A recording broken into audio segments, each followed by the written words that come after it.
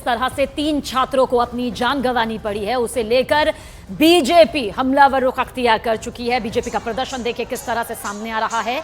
ये प्रदर्शन है दिल्ली के आम आदमी पार्टी ऑफिस के बाहर। बीजेपी के कार्यकर्ता जो हैं, समर्थक जो हैं, वो इस वक्त प्रदर्शन कर रहे हैं, नारेबाजी कर रहे हैं। छात्रों के लिए अब न्याय की मांग की जा रही है, सिस्टम पर सवाल खड़े हो रहे हैं।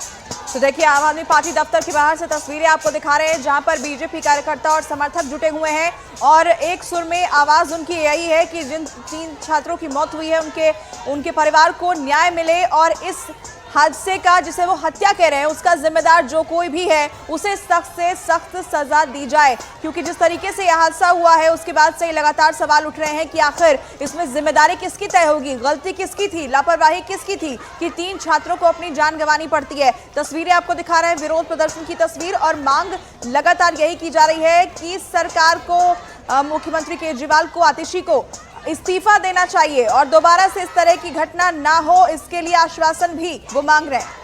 और देखिए छात्रों का प्रदर्शन भी एक तरफ जारी है, छात्र भी गुस्से में हैं, नाराजगी उनकी यहां पर जायज है, क्योंकि 3 छात्रों को जिस तरह से 27 जुलाई को भारी बारिश आने के बाद जब बेसमेंट में पानी भर गया और उनके पास कोई चारा नहीं बचा वहां से निकल पाने का, तो 3 छात्रों को अपनी जान यहां पर गंवानी पड़ी। गनीमत ये रही कि बाकी छात्रों को सुरक्षित निकाल लिया गया, लेकिन इन 3 छात्रों ने जिस तरह से अपनी जान गंवाई, सवाल खड़े होने लाजमी है। देखिए कोचिंग हादसे में 3 छात्रों की मौत से छात्रों में गुस्सा है और वो शांत होने का नाम नहीं ले रहा है। और अभी भी छात्र सड़क पर जमे हुए हैं, धरना दे रहे हैं, और जिन छात्रों ने अपनी जान गंवाई है उन छात्रों के लिए इंसाफ की मांग कर रहे हैं और साथ ही सिस्टम के गुनहगारों को सजा देने की भी मांग की जा रही है। इससे पहले कल भी छात्रों ने जमकर विरोध प्रदर्शन किया था और शाम को मोमबत्ती जलाकर मारे गए 3 छात्रों को श्रद्धांजलि दी थी।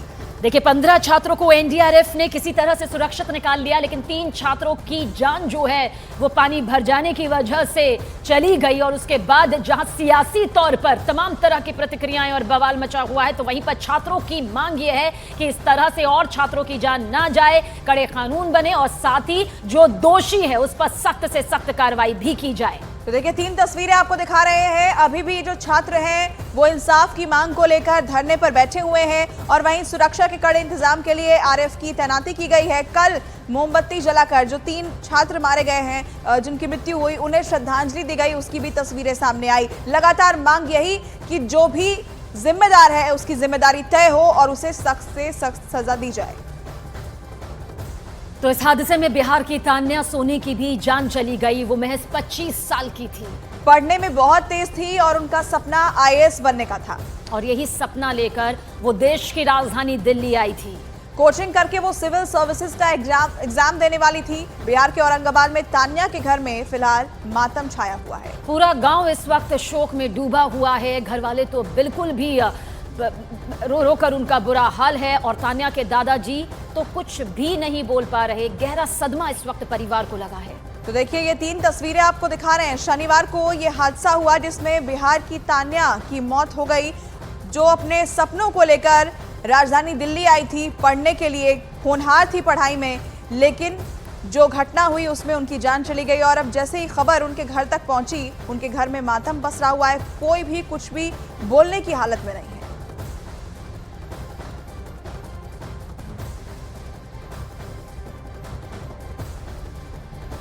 कैसी थी है पढ़ने में आपकी नज़र में? पढ़ने में तो ठीक है थी, बहुत बढ़िया थी। मैंने आप लोगों को उम्मीद था कि वो मतलब निकाल लेगी? हाँ, काहे नहीं, पढ़ने में तेज थी। हम लोग के घर में सबसे तेज वही लड़की थी। वो जेएनयू में बीए कर रही थी और उसके बाद आईएएस का तैयारी कर रही थी। उसको पोएट्री में बहुत ही इंटरेस्टेड था और परफॉर्मेंस ये सब वो कॉलेज में करती रहती थी। तो 3 छात्रों का परिवार इस वक्त दर्द में डूबा हुआ है। तो दिल्ली के ओल्ड राजेंद्र नगर के उस बेसमेंट में उत्तर प्रदेश की श्रेया यादव ने भी अपनी जान गंवा दी। उनके घर में भी फिलहाल मातम का आलम दिखाई दे रहा है। उत्तर प्रदेश के अंबेडकर नगर में उनके गांव में श्रेया का पार्थिव शरीर आज सुबह पहुंचा, जहां हर कोई गमगीन नजर आया, आंखें नम नजर आई। परिजनों की मांग है कि आरोपियों पर हत्या का मुकदमा दर्ज हो, दोषियों पर कड़ी से कड़ी कार्रवाई हो। परिजनों का कहना है कि ये हादसा नहीं, हत्या है और उसी तरह से गुनहगारों को सजा मिलनी चाहिए। ये श्रेया के घर की तस्वीर जो है वो हम आपको दिखा रहे हैं। आज सुबह उनका पार्थिव शरीर उनके गांव पहुंचा और उसके बाद से ही वहां पर मातम का माहौल है। मांग यही की जा रही है कि उनकी बच्ची की हत्या हुई है और जो भी इसके गुनहगार हैं उन्हें भी उस तरीके की सजा दी जाए।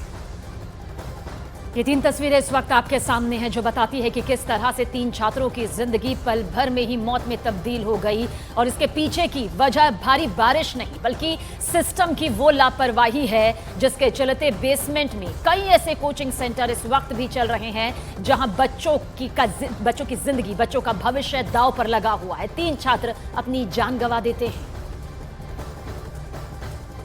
तो मैं चाहता हूँ इस तरह घटनाएं रोकी जाएं, प्रशासन कुछ इस तरह का काम करे। तो प्रशासन से मेरी यही मांग है कि ऐसी घटनाओं की पुनरावृत्ति ना हो, कुछ इस पर ठोस काम हो और जो कोचिंग संचालक है उस पर कम से कम ये हादसा तो नहीं कर सकते आप, ये हत्या है तो उस पर हत्या का मुकदमा जरूर रखना। और इधर इस बीच हादसे का एक और वीडियो सामने आया है जिसके आधार पर दावा किया जा रहा है कि एक काले रंग की कार बिल्डिंग के गेट से तेजी से टकराकर गई जिसके बाद कोचिंग सेंटर में पानी भरने लगा। तस्वीर इस वक्त आपके सामने मौजूद है। दिल्ली पुलिस ने कार के उस ड्राइवर को गिरफ्तार कर लिया है जो इस वक्त आप देख भी रहे हैं। 3 छात्रों को अपनी जान गंवानी पड़ी है। जांच का दायरा बढ़ चुका है, गिरफ्तारियां भी एक के बाद एक हो रही हैं। अब दरअसल वीडियोस सामने आ रही हैं। वीडियोस एक और सामने आई है उसी थार की जब वो यहाँ से गुजर रही थी। पहले हम वीडियो आपको दिखाते हैं और फिर उस शख्स से भी बात कराएंगे जिसने ये वीडियो उस वक्त बनाई थी। देखिए, ये आप वीडियो देखिए। ये बिल्डिंग जो सामने आप देख रहे हैं जहाँ से थार गुजर रही है, दरअसल राव से दूसरी बिल्डिंग है और देखिए एक थार यहाँ से गुजरती हुई नज़र आएगी और पानी की जो वेव है वो ज़्यादा बड़ी हो जाती है और जिसके बाद से यही आशंका जाहिर की जा रही है कि इस वेव के बाद ही पानी का जो बहाव था वो इतना ज़्यादा तेज़ हुआ कि राव कोचिंग सेंटर के भीतर वो दरवाज़ों और शीशों को तोड़ता हुआ अंदर घुस गया। हमारे साथ ब्रजेश हैं जिसने ये वीडियो शूट की है। ब्रजेश, क्या बताना चाहेंगे? उस वक्त आप बिल्कुल वहीं पर मौजूद थे। हाँ सर, मैं क्या आपने देखा और ये थार का भी कोई इसमें रोल नज़र आ रहा है कि जो थार गुजरी, पानी का बहाव तेज़ हुआ, उसकी वजह से बता रहे हैं कि गेट टूटा और फिर पानी घुस गया? क्या जी सर, जी बिल्कुल सर, यही है।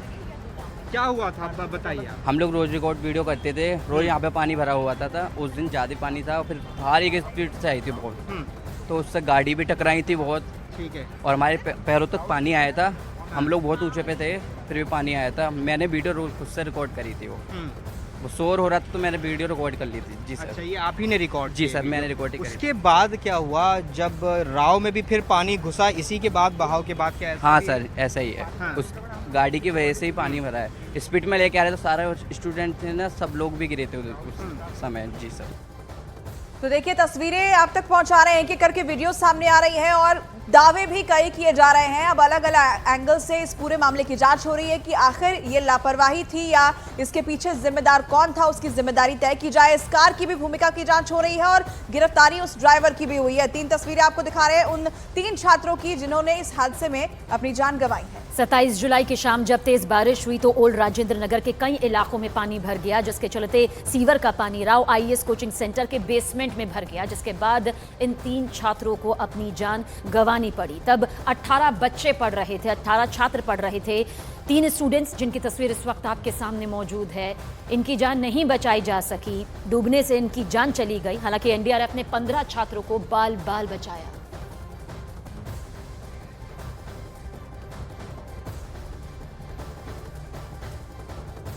अब एक्शन जरूर जारी है, बुलडोजर वाला एक्शन भी नजर आ रहा है, लेकिन सवाल यही खड़ा हो रहा है कि ये एक्शन पहले क्यों नहीं।